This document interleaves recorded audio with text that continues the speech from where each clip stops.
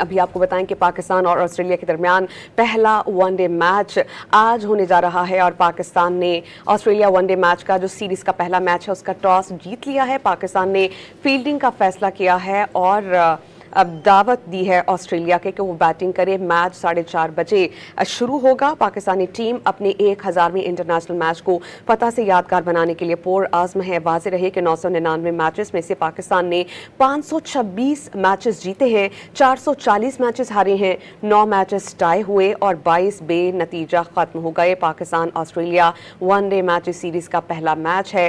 شاہین شاہ افریدی کی قیادت میں پاکستانی ٹیم میدان میں اترے گی۔ پاکستانی ٹیم نے یہ میچ کا جو ٹاس ہوتا ہے وہ جیت لیا ہے اور فیلڈنگ کا فیصلہ کیا ہے، جبکہ آسٹریلیا کو بیٹنگ کی دعوت دی ہے۔ اس وقت شاہین شاہ افریدی جو ون ڈے کرکٹ ٹیم کے کیپٹن ہیں وہ بات چیت کر رہے ہیں، جیسا کہ ٹاس جیتنے کے بعد کی جاتی ہے اور جو تبدیلیاں میچ میں کی ہوں یا جو اسٹریٹجی ہو اس سے متعلق بات چیت کی جاتی ہے۔ شاہین شاہ افریدی اس وقت بات چیت کر رہے ہیں۔